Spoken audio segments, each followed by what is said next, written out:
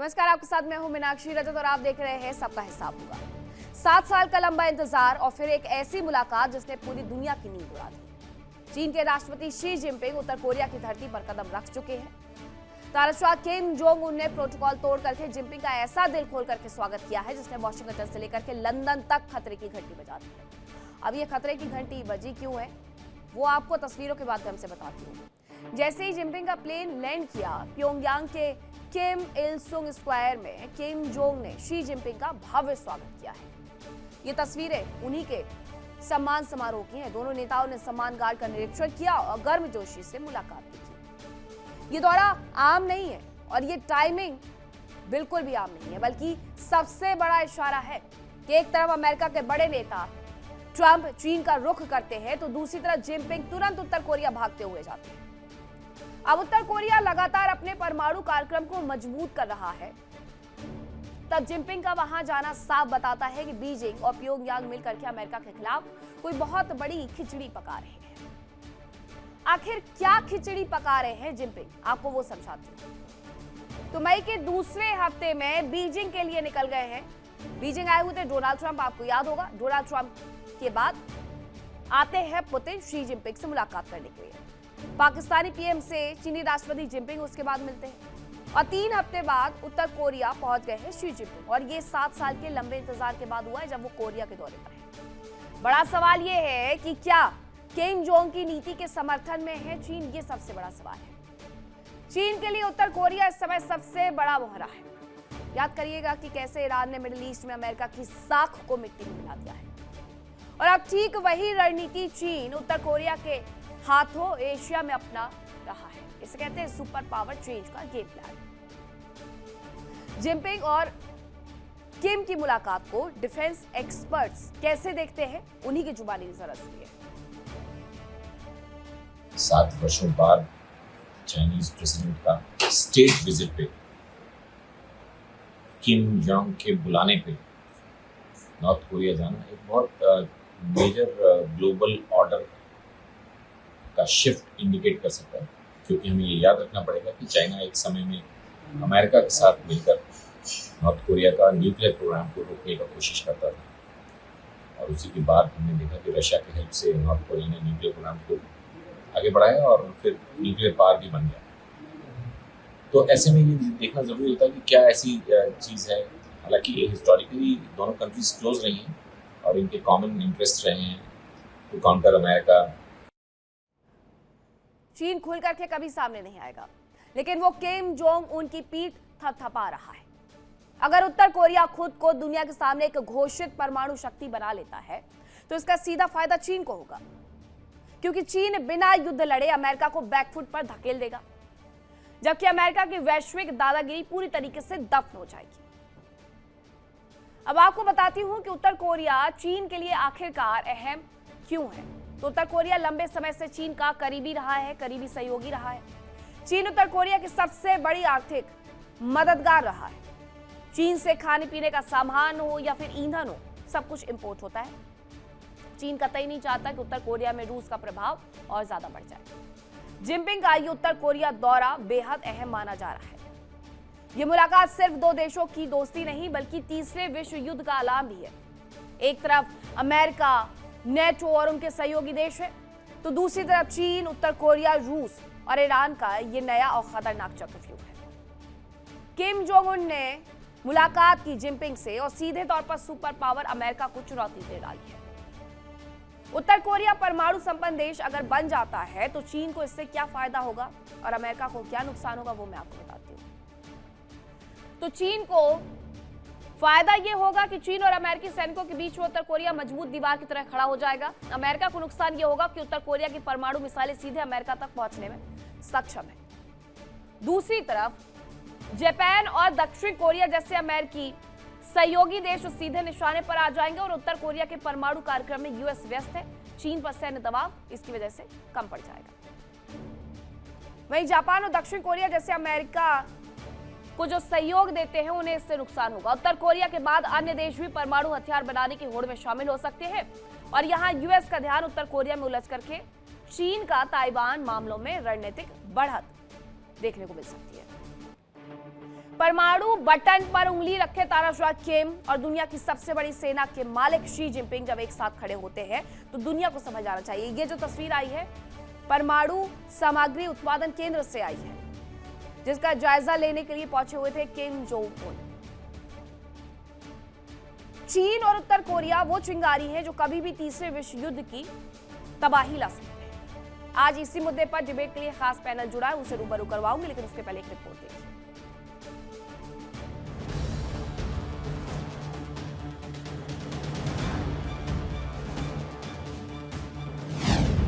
किम से मिले Jinping, third world war की बजीरें।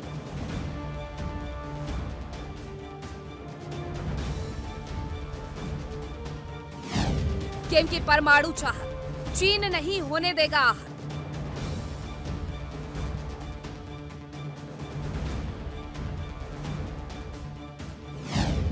नॉर्थ कोरिया की मिसाइलों में दम, यूएस में सीधे गिराएगा बम।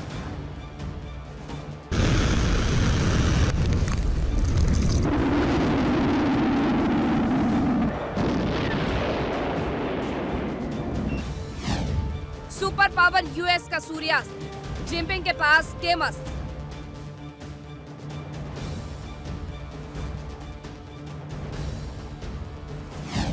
टेंशन में अमेरिकी राष्ट्रपति, वॉशिंगटन के अंदर ना हो जाए क्षति।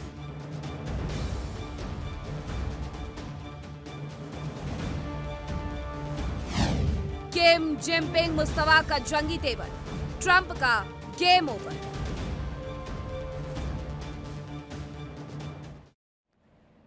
अब चर्चा की शुरुआत करूं उससे पहले सवाल यह है कि क्या किम और जिनपिंग की मुलाकात ट्रंप के खिलाफ युद्ध शुरू करने से पहले की रणनीति है? कौन कौन से मेहमान मेरे साथ जुड़े हैं आपका परिचय करवाती हूं। मेरे साथ जुड़े हैं ब्रिगेडियर शरदेंदु, रक्षा विशेषज्ञ, कर्नल दिनेश नैन, रक्षा विशेषज्ञ, दामोदर सिंह, भू राजनीतिक विशेषज्ञ, निपुण आलम बयान, विदेश मामलों के जानकार हैं, अरविंद सिंह तेजावत, विदेश मामलों के जानकार हैं। सबसे पहले आप ही से शुरुआत करूंगे अरविंद जी कि ये जो दौरा हुआ है 7 साल बाद चीन और नॉर्थ कोरिया की ये जो मुलाकात है, ये अभी फिलहाल मिडिल ईस्ट में जो हालात बने हुए हैं उस लिहाज से ये कितनी मायने वाली है? ये वाकई बहुत मायने वाली है, क्योंकि आपने जैसा कि कहा कि चीन के पास एक मजबूत देश है जो अमेरिका को धमकी दे सकता है, क्योंकि यह ईरान की तरह एक तरीके से धीमी प्रतिक्रिया देने वाला रास्ता नहीं। आप देखेंगे कि जब ईरान और अमेरिका में टेंशन चल रहा था तब भी किम जोंग उन ने एकदम साफ साफ कहा था कि अगर अमेरिका ने हिमाकत की तो हम देख लेंगे। पर यहाँ पर एक महत्वपूर्ण बात यह है कि चीन, भारत समेत जितने भी तमाम देश हैं जो कि परमाणु ताकत है, वो किसी और की परमाणु ताकत को बने रहना नहीं देना चाहते हैं। और खासकर परमाणु हथियारों के बारे में चीन जो नॉर्दर्न कोरिया है उसकी नीतियों का समर्थन नहीं करता है। पर वो ठीक वैसा ही है जैसा कि प्रेसिडेंट ट्रंप एक तरफ तो कहते हैं कि देखिए इजराइल हमले ना करें, पर दूसरी तरफ अगर वह हमले करता है तो कोई प्रतिक्रिया भी नहीं देता है। तो जिस तरह से मिडल ईस्ट में जैसे कि चीन के हितों को नुकसान पहुंचाया है अमेरिका ने, किम जोंग उन एक ऐसी ताकत है चीन के पास जो कि अमेरिका को नुकसान पहुंचा सकती है। तो ये एक तरीके से इसको इंटरनेशनल पॉलिटिक्स में कहेंगे कि पावर एंड बैलेंसिंग। तो बैलेंसिंग के लिए ये है कि अगर आपको लगता है कि आपने हमें मिडल ईस्ट से बाहर कर दिया है तो अभी लड़ाई खत्म नहीं हुई है, आगे आने वाले डिकेड्स में हम देखेंगे कि होता क्या है। जी बिल्कुल, लेकिन निपुण जी ये किसकी किसकी टेंशन बढ़ाएगा? दो ऐसे देशों की मुलाकात जो परमाणु संपन्न, अब ये किसकी किसकी टेंशन बढ़ाने वाले हैं? नहीं, देखिए निश्चित रूप से नॉर्थ कोरिया का टेंशन की अगर हम बात करते हैं तो टेंशन तो रीजन में भी और पूरे वर्ल्ड में भी दोनों में क्रिएट होता है, क्योंकि आप जानते हैं कि नॉर्थ कोरिया को जनरली एक रोग स्टेट के रूप में कंसिडर करता है और उनकी नीतियों को लेकर आपको याद होगा कुछ दिन पहले ही नॉर्थ कोरिया ने अपने कॉन्स्टिट्यूशन में चेंज भी किया और फर्स्ट यूज पॉलिसी को उसने अपने डिक्लेयर किया। तो जब इस प्रकार के कंट्री के पास में वेपन आता है तो एक इशू क्रिएट होता है। रीजन के अंदर भी जापान है, साउथ कोरिया है, ताइवान है, उन जैसे देशों में पैनिक फैलता है। और अगर इस प्रकार से छोटे छोटे देश अपने न्यूक्लियर वॉरियर बनाएंगे, और देखिए अभी हम नॉर्थ कोरिया की अगर बात करते हैं तो नॉर्थ कोरिया ने जो नए तरह के अपने एटॉमिक प्रोग्राम शुरू किए हैं उनके अंदर बहुत बड़े स्केल के नहीं न्यूक्लियर वेपन बना रहा है, बल्कि स्मॉल साइज के जो वाकई में आप देख सकते हैं। तो हम लोग देखें तो जो वॉर में यूज करने के लिए यानी कि छोटा इम्पैक्ट डालें लेकिन तेजी से उसको हम लोग कैसे यूज कर सके, तो अगर इस प्रकार के छोटे छोटे वेपन बनाकर वो यूज करेगा तो कहीं ना कहीं पूरे एक रीजन के अंदर खतरा फैलता है। यूएन ने भी कई बार इस बात को कहा है, इंटरनेशनल एजेंसी ने इस बात को कहा है कि अगर इस प्रकार से सब देश बनाने लग जाएंगे तो इससे क्या होगा कि इम्पैक्ट क्रिएट होता है। और दूसरा मुझे ऐसा लगता है कि एक हथियारों की होड़ इससे एक मचेगी। अगर नॉर्थ कोरिया ऐसा करेगा तो जापान और साउथ कोरिया के लिए एकदम सर्वाइवल इश्यू हो जाते हैं, खासतौर से साउथ कोरिया की तो और भी बड़ी बात है। तो मुझे लगता है कि वहां पर, और अगर उस रीजन में किसी प्रकार का इस प्रकार का एक वेपन की एक रेस शुरू होती है तो इसका इम्पैक्ट साउथ एशिया में पड़ सकता है और पूरी दुनिया भर में पड़ सकता है। लेकिन बड़ी बात है कि इस समय नॉर्थ कोरिया ऐसा कर क्यों रहा है। देखिए, नॉर्थ कोरिया का ऐसा करने के कई रीजन, जैसे अभी अरविंद जी ने बताया कि नॉर्थ कोरिया जो है पहले कहीं रशिया के प्रभाव में रहता था, आज चीन के प्रभाव में रहता है। और कहीं ना कहीं हम देखेंगे तो एक पपेट की तरह भी नॉर्थ कोरिया काम करता है। जब भी अमेरिका को धमकाना हो चीन के द्वारा तो नॉर्थ कोरिया को फ्रंट पे कर जाता है। और ये सब जो इसने स्टेप लेने शुरू किए, खासतौर से कब, जब इराक सीरिया खत्म हुआ, अब हम देखें तो आपका वेनेजुएला और ईरान में जो कॉन्फ्लिक्ट स्टार्ट हुआ, तो नॉर्थ कोरिया ने समझा कि ये तो मेरी ही जो शासन है उसके खिलाफ भी अगेंस्ट हो सकता है अमेरिका, मेरे यहाँ भी ऐसे ऑपरेशन हो सकते हैं। तो उसको लेते हुए और साथ ही अमेरिका के लिए थ्रेटन भी हो सकता है कि अगर तुमने ईरान या इस प्रकार किसी देश के ऊपर इस तरह का कोई तुमने सोचा तो मैं रेडी हूँ। तो मैं मान के चलता हूँ कि जब हम एक ऐसे कंट्री को देखते हैं जहाँ पे एथोरियन हो और एथोरियन स्टेट में इस प्रकार की चीजों का इस्तेमाल होना वो बड़ा ही मुश्किल वाली बात नहीं लगती। जब आपने पॉलिसी डिक्लेयर कर दी हो फर्स्ट यूज, तो ना तो रीजन के लिए, ना अमेरिका के लिए, और वर्ल्ड की पीस के लिए भी मैं मानता हूँ गलत है। ठीक है ब्रिगेडियर शरदेंदु, अभी हम देख रहे हैं कि मिडिल ईस्ट में जो कुछ भी चल रहा है उसके बाद पश्चिम एशियन कंट्रीज में कुछ ज्यादा ही एक्शन देखने को मिल रहा है। एक तरफ राष्ट्रपति डोनाल्ड ट्रंप का आना, फिर दूसरी तरफ रशियन राष्ट्रपति का आना, फिर तीसरी तरफ ये चीन के राष्ट्रपति का नॉर्थ कोरिया पहुंच जाना। ये किस चीज की तैयारी कर रहे हैं? देखिए, मेरा मानना है कि चाइना और नॉर्थ कोरिया एक दूसरे के लिए बहुत अहम भूमिका निभाते हैं, इसमें तो कोई शक नहीं। दोनों ही एक दूसरे को अपना स्ट्रेटेजिक पार्टनर मानते हैं। और जब भी देखिए अमेरिका का एक प्रेशर रिलीज करने की बात जब आती है तो चाइना इसको बखूबी से निभाता है।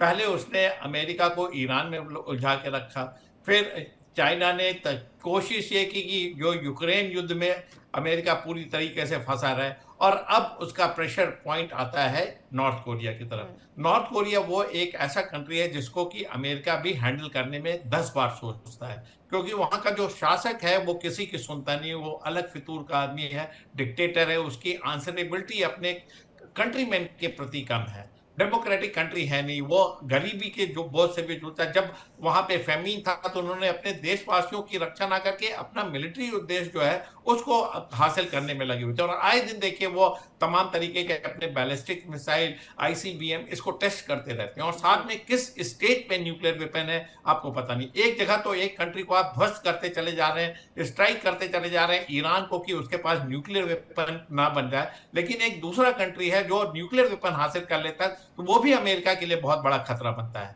विश्व के लिए खतरा बनता है, इस रीजन के लिए एक बहुत बड़ा खतरा बनता है, वो है नॉर्थ कोरिया। आप साउथ कोरिया का एग्जिस्टेंस जापान और जापान स्टीज में जिस तरीके से वो डोमिनेट करेगा वो आप विजुलाइज नहीं कर पाने। इसी वजह से चाइना के जो हेड है शी जिनपिंग आज की डेट में नॉर्थ कोरिया की विजिट, और ये इस तरीके की जब संभावनाएं पे बात करते हैं तो मेरा मानना है कि एक ऐसा शख्स जो बगैर दिमाग के, बगैर किसी लॉजिक के, बगैर किसी इशू के अगर न्यूक्लियर वेपन का इस्तेमाल कर सकता है तो वो है किम जॉन, क्योंकि उनको किसी का जस्टिफिकेशन है। और इसी वजह से देखिए डोनाल्ड ट्रंप ने अपने फर्स्ट टर्म में भी किम जॉन के साथ उन्होंने संबंध बनाए हुए थे, उनके साथ उन्होंने विजिट की थी, वार्ताएं की थी, और अमेरिका को मौका मिलेगा तो इस बार भी वो पुनः नॉर्थ कोरिया के साथ अपने डिप्लोमेटिक लेवल पे बातचीत रखेंगे, और कहीं ना कहीं वो अपने नॉर्थ कोरिया को अपने राइट साइड में रखना चाहते हैं। देखिए हिस्टोरिकली अगर आप जाएंगे तो वर्ल्ड वॉर 2 के बाद से नॉर्थ कोरिया साउथ कोरिया जिस तरीके से डिवाइड हुआ वो देखना पड़ेगा। नॉर्थ कोरिया पूरी तरीके से डिक्टेटरशिप में ही रहा है 1948 से लेकर आज तक, ये इसी किम फैमिली ने ही रूल किया।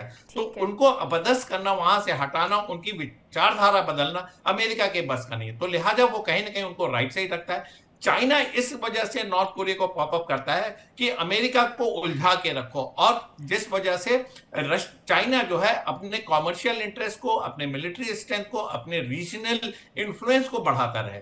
इस वजह से उसने इस तरीके की ग्रुपिंग में अपना उसका विश्वास है, और साथ में एक एंटी अमेरिका फोरम तो डेवलप हो ही रहा है, जिसमें अमेरिका, चाइना, रशिया, ईरान और तमाम ऐसे कंट्री शामिल हैं जो अमेरिका के हेजिमोनिस्टिक पॉलिसी को चेक करते हुए नजर आते हैं। लेकिन जो हिंदुस्तान के लिए कंसर्न है, एक तरफ अमेरिका की दुश्मनी, दूसरी तरफ चाइना की दुश्मनी, आप किसको प्रेफर करेंगे? कौन सा हिंदुस्तान के लिए बेनिफिशियल है? किस तरीके की ग्रुपिंग से हिंदुस्तान को कम खतरा होगा? देखिए, अमेरिका के साथ जो देश है, और अमेरिका जब तक डोनाल्ड ट्रंप की सरकार है, वो टाइम टू टाइम हिंदुस्तान के बरखिलाफ उन्होंने टैरिफ लगाए, हेल होल जैसे शब्दों का इस्तेमाल किया। हर बार हमारे हेड ऑफ स्टेट बोलते हैं उनका पॉलिटिकल कैरियर उनके वो तबाह कर सकते हैं, इस तरीके की धमकी। और दूसरी तरफ चाइना, जिसने डोकलाम किया, जिसने गलवान किया, जो अरुणाचल को रिकॉग्नाइज नहीं करता है। आपको डिसाइड करना पड़ेगा कि इन दोनों के बीच में हिंदुस्तान अपने आप को कहां पिट किया। मेरा ये असेसमेंट है कि हिंदुस्तान के लिए डोनाल्ड ट्रंप तो अमेरिका चाइना के लेस लिए भी सर ऐसे ही कुछ शब्दों का इस्तेमाल करते हुए नजर आए थे। हालांकि वो तुरंत अपने बयानों को बदल भी लेते हैं, तुरंत से माफी भी मांग लेते हैं। उनके बयानों की तो खैर क्या ही कहा जाए, मार्केट को अप डाउन करने के अलावा उनके बयान किसी और काम के नहीं होते हैं। कर्नल दिनेश नैन, अभी ये जो मुलाकात हो रही है प्योंगयांग में, ये अमेरिका के लिए कितना बड़ा सरदर्द है? अमेरिका की निगाहें भी तो होंगी। नहीं मीनाक्षी, मेरा मानना यह है कि ये अमेरिका के लिए गेम नहीं हो रहा है। हाँ। 7 साल के बाद में शी जिनपिंग जो है वो विजिट किए। 65वीं इनके साल की इनकी वो है सालगिरह है जब इनका डिफेंस पैक्ट हुआ था। लेकिन चीन भी ये नहीं चाहता, जैसे अरविंद जी कह रहे थे, चीन भी ये नहीं चाहता कि किसी भी हालत के अंदर ये जो दिन जिस प्रकार से ये सनकी तानाशाह किम जोंग उन ये अपने न्यूक्लियर आर्सेनल को बढ़ाया जा रहा है, आए दिन ये जो ब्लास्ट कर रहा है या टेस्ट कर रहा है, न्यूक्लियर टेस्ट कर रहा है। चाइना का मानना है, शी जिनपिंग का मानना है कि ये अमेरिका को बिना मतलब के इस क्षेत्र के अंदर उसकी प्रेजेंस को बढ़ा रहा है। और जैसा कि साउथ कोरिया ने और जापान ने एक इशू रेज किया था कि जितने न्यूक्लियर बॉम्ब चाहिए थे सन की तानाशाह को, ये बना के बैठ चुका है। अब जो एक्स्ट्रा चीज ये बनाएगा तो कहीं बेचेगा जाके, तो चीन को भी इस बारे में कंसर्न है।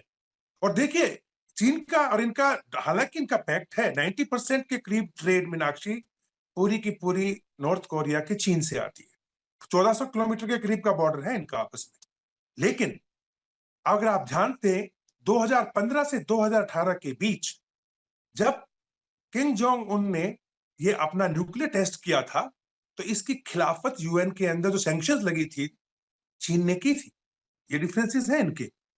नंबर तीसरा, 2020 से लेकर 2023 तक दोनों देशों के बॉर्डर पूरी तरह से बंद थे, बिल्कुल ठप था, कोई कॉन्टेक्ट नहीं था इनका आपस में। और सबसे बड़ा जो मुद्दा अब चीन के दिमाग में आ रहा है वो ये है कि जब से यूक्रेन का युद्ध शुरू हुआ है, और जैसे कि सन की तानाशाह ने अपनी फौजें भी भेजी रशिया के साथ, हथियार भी दिए, गोला बारूद भी दिए, तोपें भी भेजी हैं, और कुछ टेक्नोलॉजी वहां से लेने की कोशिश कर रहा है, तो रूस के साथ में शी जिनपिंग नहीं चाहता कि किसी भी हाल में सन की तानाशाह अपने संबंधों को और गाढ़ा करे। और इसी एवज में अब जो विजिट हो रही है, इसके 3 मुद्दे हैं चीन के पास।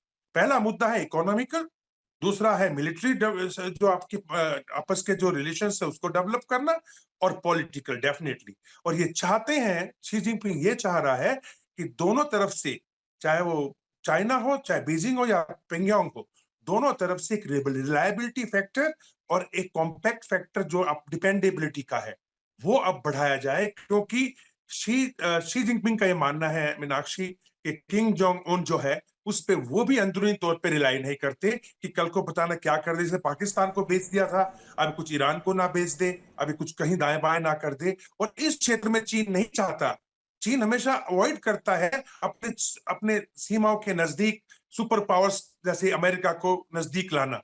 और उसको लगता है कि अगर ये नहीं माना किम जोंग उन, तो जिस प्रकार से अलायंस बढ़ रहा है अमेरिका का साउथ एशिया के अंदर, चाहे वो इंडिया भी उसमें शामिल हो गया। हम लोग, जैसे आपको पता है कि हम 4 देशों का, जापान का, ऑस्ट्रेलिया का, अमेरिका का और इंडिया का जो एक कोलिजन बना है, तो इस तरीके से जो डेवलपमेंट्स हो रही हैं एशिया पैसिफिक के अंदर, उसको चीन नहीं चाहता। जरा ये और भी इस देखना बात में होगा सर डेफिनेटली कि दोनों ही देश जब मिल रहे हैं, दोनों ही देशों के एक दूसरे से व्यापारिक संबंध भी दामोदर जी बहुत अच्छे हैं।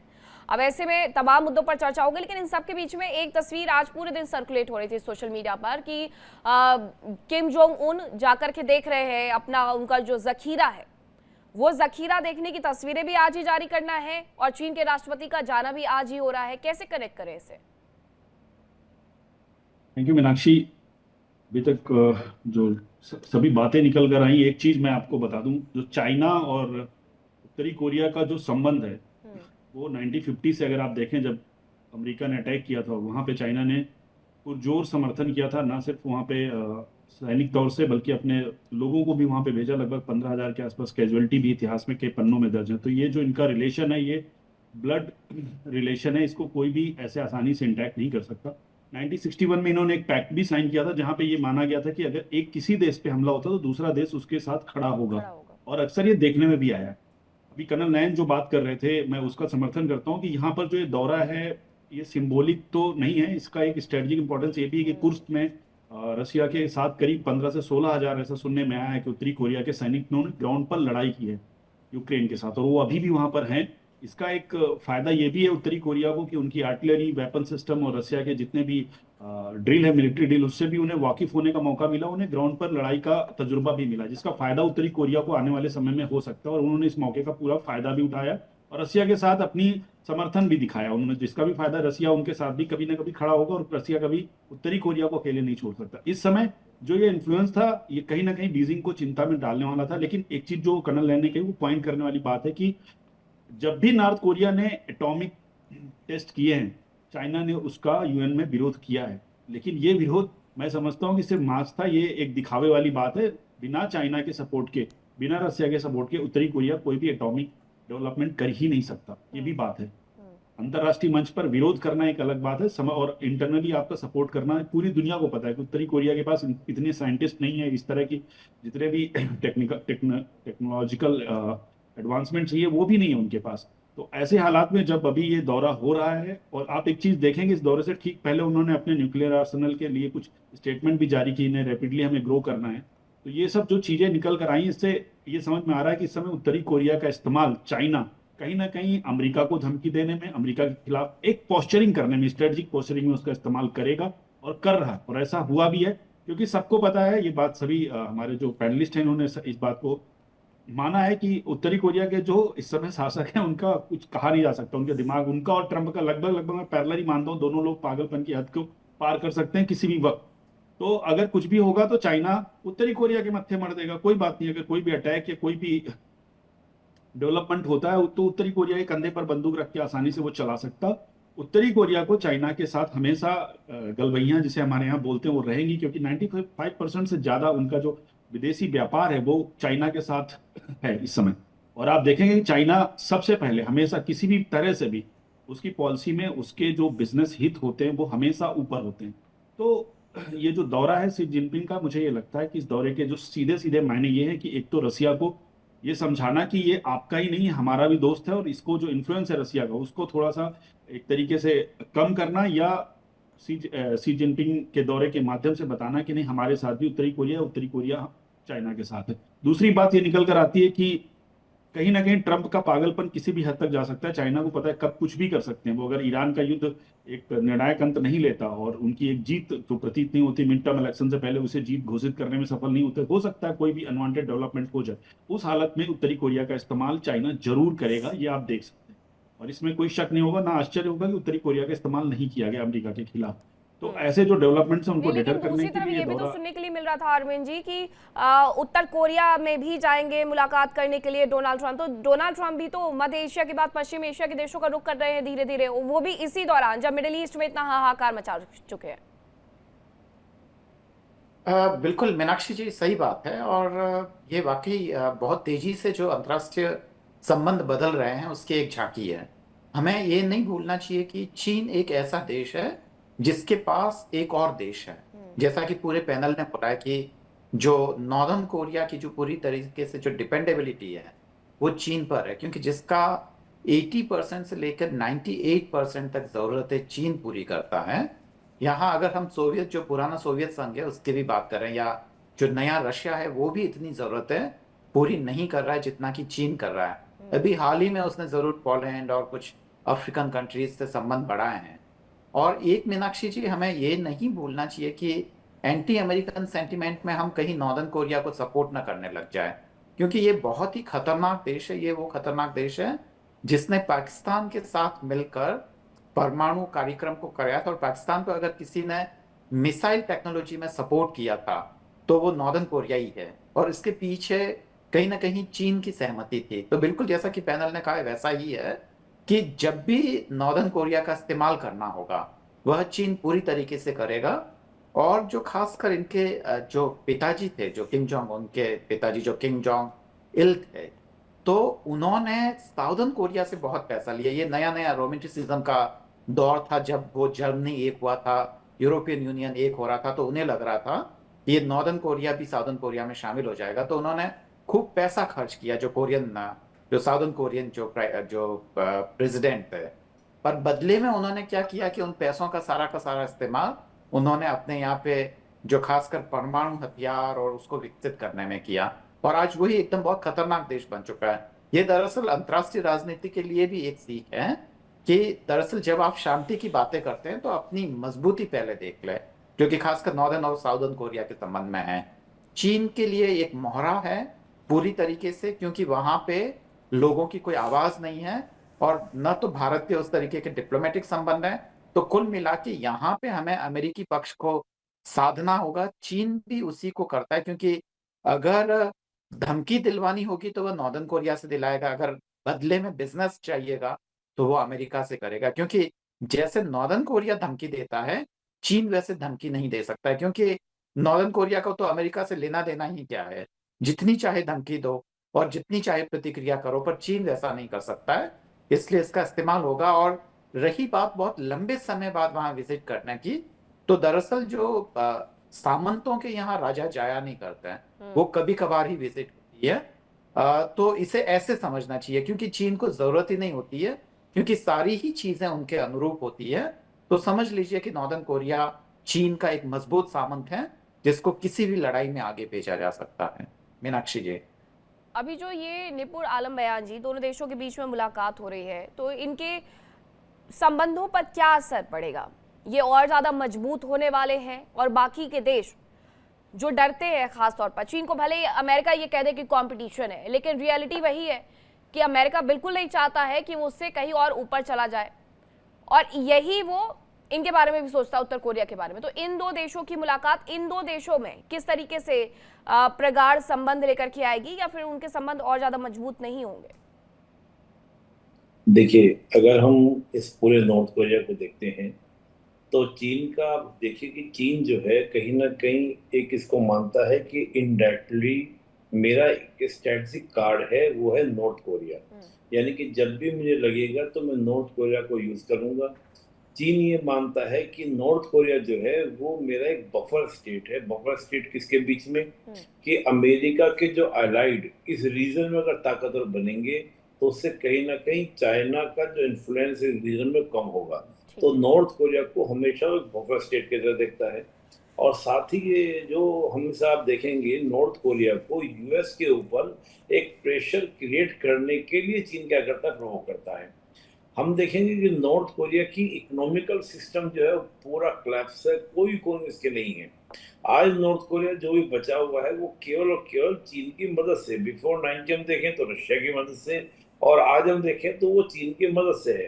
तो डेफिनेटली, और जब इस प्रकार का एक दौर चल रहा है कि जब हम मानकर चल रहे हैं कि आज नहीं तो कल अमेरिका चीन हेड टू हेड एक दूसरे के सामने खड़े होंगे। और ये आपको याद होगा जब प्रेसिडेंट ट्रम्प विजिट करने गए थे चाइना, तो चाइना और के प्रेसिडेंट जिनपिंग और प्रेसिडेंट ट्रम्प की जब पहली बार बातचीत हुई तो वहां पर जो जिनपिंग ने जो बयान दिया प्रेसिडेंट ऑफ चाइना ने, उन्होंने कहा कि क्या चाइना और अमेरिका थ्री डायरेक्ट स्टेप से बाहर निकल पाएंगे। मतलब बात यह है, थर्ड डायरेक्ट स्टेप एक हजारों साल का एक पॉलिटिकल थ्योरी है। वो ये कहती है कि उभरती हुई यानी कि राइजिंग पावर और एक एस्टेब्लिश पावर दोनों में वॉर होना तय होता है। तो ये जिनपिंग कह रहे थे कि क्या आप पीसफुली हमको पावर ट्रांसफर करेंगे, मानेंगे कि we are the hegemons, you are not, या वॉर होगा। ये लगता है पक्का कि देखिए 45 वाली स्थिति नहीं है कि जब ब्रिटेन ने इजिली मान लिया था कि अमेरिका जो है वो बॉस है, अब उसकी हेजोनोमी हमको जाना है, लेकिन यहाँ पर ऐसा होने वाला नहीं है। और अगर ऐसा होने वाला नहीं है तो दोनों ही पक्ष एक नए वर्ल्ड ऑर्डर को क्या कर रहे हैं, फ्रेम कर रहे हैं। मैं कहूँगा एक नया कोल्ड वॉर चल रहा है, और कोल्ड वॉर के अंदर अपने अपने ऑर्डर को स्टैब्लिश करने के लिए दोनों ही गुट, चाहे वो अमेरिका हो या चाइना हो, अभी टेस्ट कर रहे हैं कि कौन कितना पानी में है, कौन हमारे साथ कहाँ तक जा सकता है अगर हमारी हेड टू हेड फाइट होगी। तो मैं मान के चल रहा हूँ कि चाइना जो है उसी कंडीशन में लेके चल रहा है नॉर्थ कोरिया, क्योंकि अगर कल को आवश्यकता पड़ी तो मैं नॉर्थ कोरिया को क्या कर सकता हूँ, फ्रंट कर सकता हूँ और बैक में मैं रह सकता हूँ। अभी भी आप देखें जो ईरान के साथ कॉन्फ्लिक्ट चल रहा है अमेरिका का, तो ईरान इतने दिन तक अमेरिका के सामने टिका है तो उनको सपोर्ट होगा चाइना एंड रशिया। अगर रशिया चाइना अगर उनको सपोर्ट हटा दें तो मैं नहीं मानता कि ईरान इतने 90 तक खड़ा हो पाएगा। तो ये मानकर चल रहा हूँ कि आज का अगर परिदृश्य आप देखिए, जो नए वर्ल्ड ऑर्डर को एक शेप देने का प्रयास किया जा रहा है, तो उसमें चीन और नॉर्थ कोरिया की नजदीकी ज्यादा अच्छी है। और ज्यादा क्या होगी, वो स्ट्रेंथन होगी, और ज्यादा क्या होगी, मजबूत होगी। उसका रीजन यही है कि नॉर्थ कोरिया की डिपेंडेंसी हम कह सकते हैं इकोनॉमिकली वो चीन पर है, और चीन नॉर्थ कोरिया को फ्रंट पर कर अपने मोटिव को क्या करता है, पूरा करता है। मौजूदा अगर हम परिस्थितियों को देखें ब्रिगेडियर जी, तो ये हम देख रहे हैं कि दोनों ही देशों की नजदीकियां काफी बढ़ते जा रही है। ये मौजूदा हाल को देख करके ज्यादा है क्या? देखिए, मौजूदा हालत ने इसमें इम्पेटस दिया है, इसमें तो कोई डिनाई नहीं किया जा सकता। लेकिन जो नॉर्थ कोरिया का अगर आप हिस्ट्री जाए तो उनका अलाइनमेंट शुरू में यूएसएसआर से ज्यादा था। यूएसएसआर ने उनकी बहुत मदद की है, चाहे वो आर्थिक रूप से हो, चाहे एनर्जी सेक्टर में हो, चाहे टेक्नोलॉजी ट्रांसफर में हो। आज की डेट में नॉर्थ कोरिया जिस भी स्टेट में, उसमें यूएसएसआर का अपना बहुत बड़ा महत्व रहा है, और यूएसएसआर की वजह से ही देखिए नॉर्थ कोरिया आज की डेट में एग्जिस्ट कर रहा था। नहीं तो इसका भी वही हाल होना था जैसे वेस्ट जर्मनी और ईस्ट जर्मनी का यूनिफिकेशन हो गया, और आज की डेट में वो नाटो के सदस्य और पूरी तरीके से अमेरिकन ब्लॉक की थिंकिंग में चले गए। लेकिन ये ऐसा रीजन है जिसमें आज भी नॉर्थ कोरिया और साउथ कोरिया बचा हुआ। इसकी वजह रशिया का इंटरफेरेंस है, और साथ में एक स्ट्रेटेजिक पार्टनरशिप है चाइना की। मैं इसको चाइना वर्सेस रशिया नहीं देखता हूं नॉर्थ कोरिया के जो स्ट्रेटेजिक रिलेशनशिप है, मैं उसको एक यूनिफाइड तरीके से देखता हूं। एक बहुत बड़ा पोटेंट ग्रुप तैयार हुआ है जो कि जापान सी में चाइना के इंटरेस्ट को, नॉर्थ कोरिया के इंटरेस्ट को और रशिया के इंटरेस्ट को प्रोटेक्ट करता है। देखिए, एक जापान है, वो भी मिलिटरीली सक्षम होता जा रहा है। उसने भी अपनी मंशाएं दिखाई हैं मिलिटरीली, अब वो अपने आप को तमाम तरीके से स्वावलंबी करना चाहता है। और साथ में साउथ कोरिया, अगर ये दोनों मिलते हैं, और जिस तरीके से अमेरिका का इन्फ्लुएंस इस रीजन में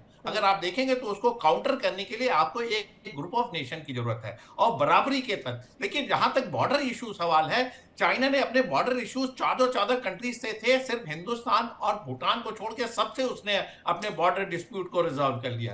तो वो आज की डेट में ट्रेड एंड कॉमर्स और अपने आप को इकोनॉमिकली इतना स्ट्रांग करे जिससे कि अगले 1 से 2 दशक के बाद अमेरिका के समकक्ष खड़ा हो सके। इस वजह से उनको इस तरीके के स्ट्रेटेजिक पार्टनर्स की जरूरत है। और जब मैं बोलता हूं कि अमेरिका का अटेंशन नॉर्थ कोरिया की तरफ वो डाइवर्ट करना चाहता है, क्योंकि America time to time Taiwan के इशू होता है, ताइवान उसका बिल्कुल नेबरिंग, हार्डली एनी डिस्टेंस, वो तो उसी अपना ही स्टेट मानता है, वन चाइना पॉलिसी के तहत उसको अपना ही स्टेट मानता है। तो उसको डाइवर्ट करने के लिए ये टैक्टिक्स हो सकती है। और साथ में जो आज की डेट में अहम मुद्दा है, किस तरीके से टेक्नोलॉजी ट्रांसफर होगी, किस तरीके से उसके आईसीबीएम को फर्दर उसको कैपेबिलिटी दिया जाएगा जिससे वो प्रिसीजन स्ट्राइक, तमाम तरीके के कम्युनिकेशन सैटेलाइट जो स्पेस में घूम रहे हैं, किस तरीके से नॉर्थ कोरिया उसका यूटिलाइजेशन करेगा। कैसे आज की डेट में देखिए पूरे विश्व में एनर्जी क्राइसिस है, लेकिन नॉर्थ कोरिया की एनर्जी क्राइसिस पूरी तरीके से रशिया मीट आउट करता है, तो उसको भी समझना पड़ेगा। तो आज की डेट में ये जो फोरम तैयार हो रहा है, इसको आप मान लीजिए कि ये अमेरिका के को उसको आईना दिखाने के लिए है, उसको बताने के लिए कि आप मिडिल ईस्ट से अपने हाथ हटाइए, आप यूक्रेन का सपोर्ट करना बंद करिए, और जो बाइपोलर वर्ल्ड की तरफ जो पहले कोल्ड वॉर के समय होता था, वो इरा वापस आता जा रहा है। क्योंकि यही सोच पुतिन भी रखते हैं। वो यूएसएसआर के रिजीम में जाना चाहते हैं। चाइना अपना ताइवान पे कंट्रोल बनाना चाहता है और नॉर्थ कोरिया पूरे इस इलाके में स्पेशली साउथ कोरिया में डोमिनेंस चाहता है। तो इस तरीके का फोरम और ये जो विजिट हो रही बेसिकली ये मिलिट्री अलायंस है, ये टेक्नोलॉजी ट्रांसफर है। देखिए ट्रेड के लिए तो चाइना पूरे विश्व के तमाम कंट्रीज में डेली नीड की चीजों को सप्लाई करता है। हाँ। हर जगह उसका जो है बैलेंस ऑफ पेमेंट और ट्रेड सरप्लस है। कोरिया पे जब वो जाता है तो उसका न्यूक्लियर इशू, उसके बैलिस्टिक मिसाइल, उसकी मिलिट्री और उसको किस तरीके से स्पेस में ले जाएगा, किस तरीके से उसके कम्युनिकेशन सैटेलाइट इस्तेमाल होंगे, इन सारी चीजों पे बात होती है। और साथ में एक एश्योरेंस जिससे कि चाइना अपने आप को जापान सी के इर्द गिर्द पूरी तरीके से सिक्योर कर सके।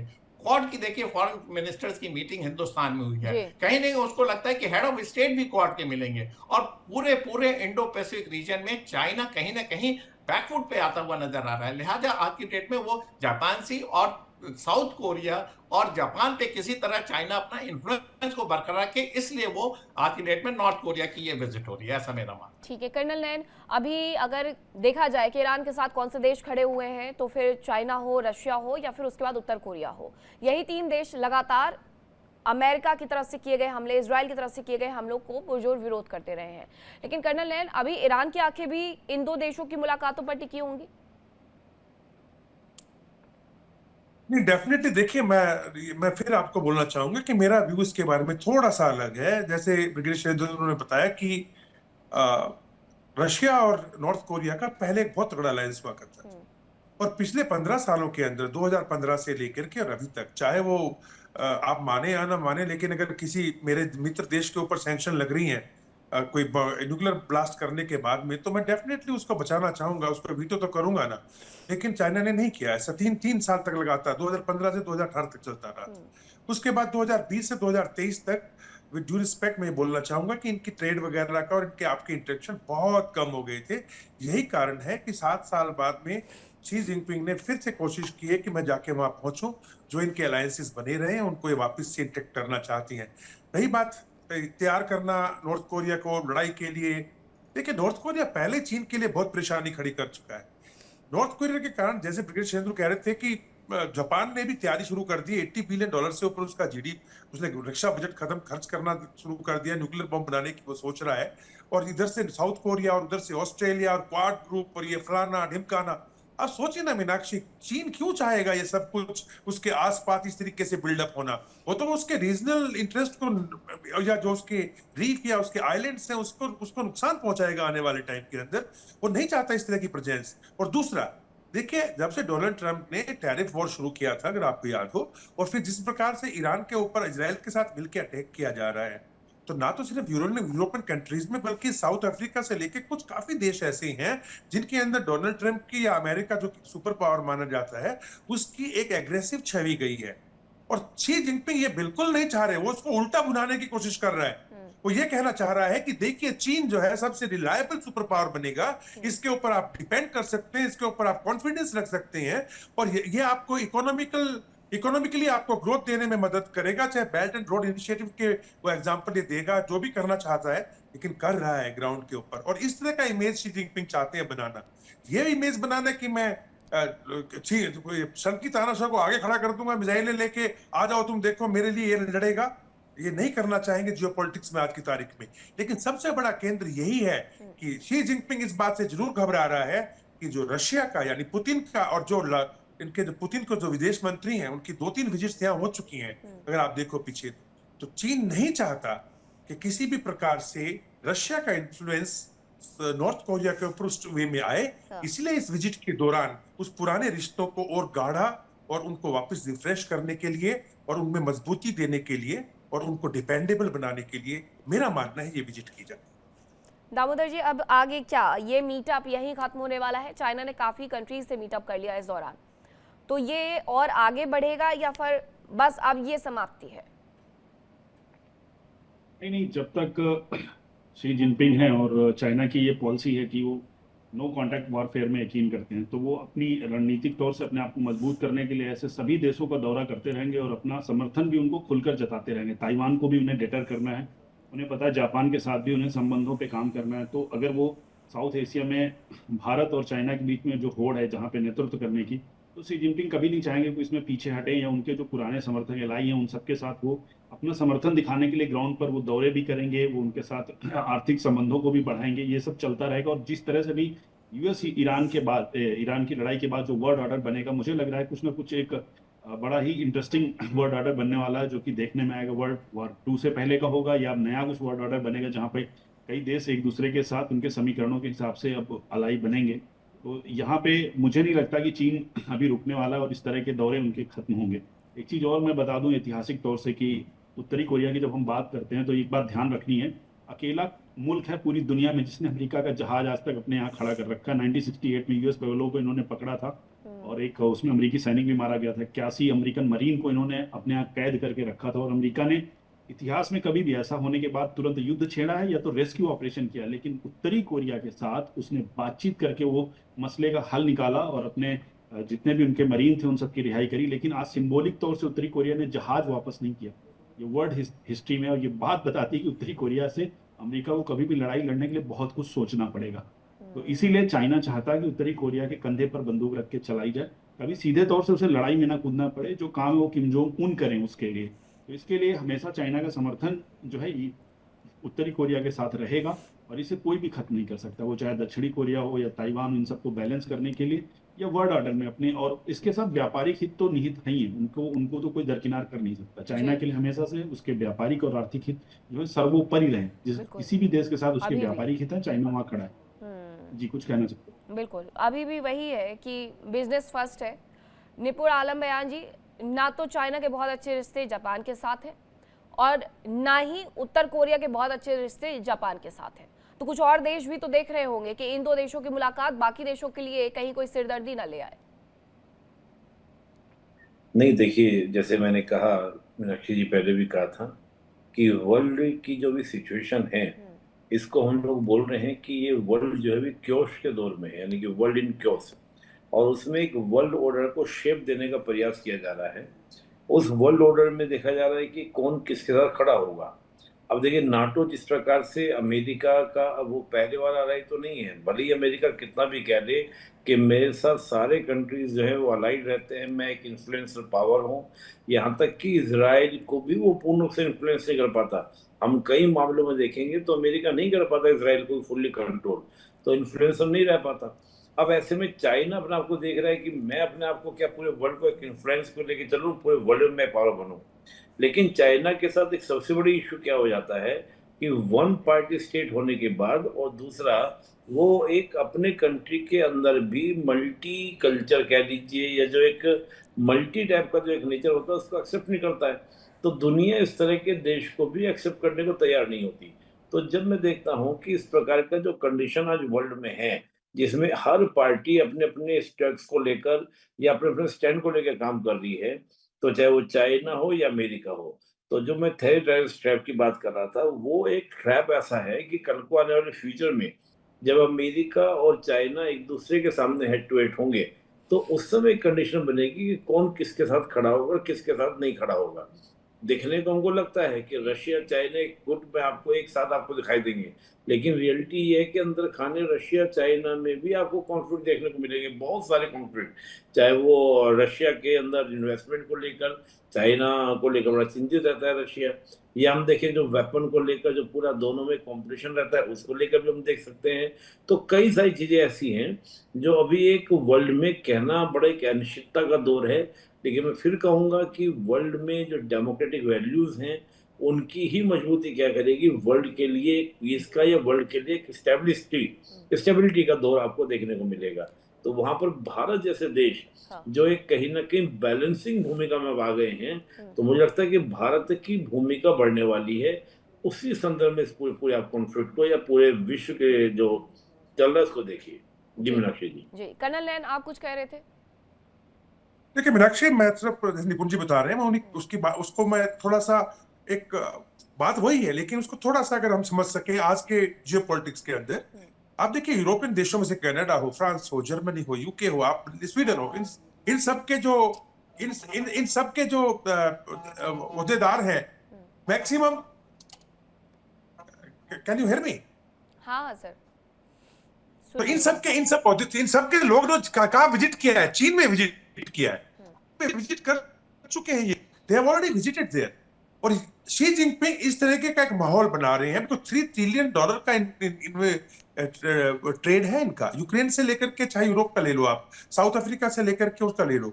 चीन का तो पॉलिसी चल रहा है अभी। हाँ, डेफिनेटली आने वाले टाइम में शी जिनपिंग को अगर कोई मना सकता है या कोई चीज के लिए हाँ करवा सकता है तो वो इसको सनकी तानाशाह को, तो वो शी जिनपिंग ही करा सकता है और कोई नहीं कराएगा। परंतु शी जिनपिंग को कोई डर लग रहा है कि कहीं पुतिन उनकी जगह ना ले ले। तो यहाँ पे ये जो हुई है सिचुएशन, इसको एक डैमेज कंट्रोल ये करना चाह रहे हैं। और देखिए, इस बात से एक चीज का और पता चलता है कि कितना रशिया और चीन आपस में एक साथ हैं। यानी सिचुएशन, आज की सिचुएशन में साथ दिखाई दे रहे हैं, लेकिन शायद रशिया या चाइना, ये दोनों एक दूसरे को भी एक दूसरे से आगे निकलने देने के मूड में नहीं है, या उस स्थिति में कभी नहीं सोचते नहीं है।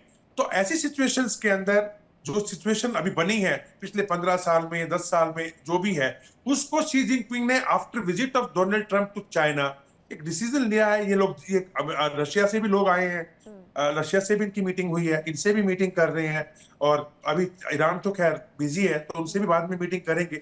एक कोलिजन तो है इन लोगों का आपस में, लेकिन फ्यूचर के हिसाब से अगर आप देखा जाए, और जो ये नॉर्थ कोरिया है, डेफिनेटली ये एक प्रॉक्सी ही है चीन का।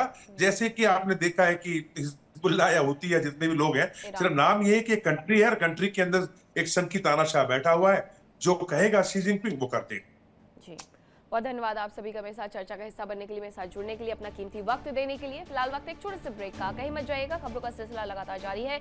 इंडिया डेली अब आपको स्वाद टीवी पर भी मौजूद है। इंडिया डेली 24/7 अब इन सभी प्लेटफॉर्म पर लाइव देखें। देखिए इंडिया डेली 24/7 अब आपके स्मार्ट टीवी पर। इंडिया डेली मौजूद है सभी डिजिटल प्लेटफॉर्म पर लाइव और लगातार। इंडिया डेली 24/7 हर दिन राष्ट्र को समर्पित।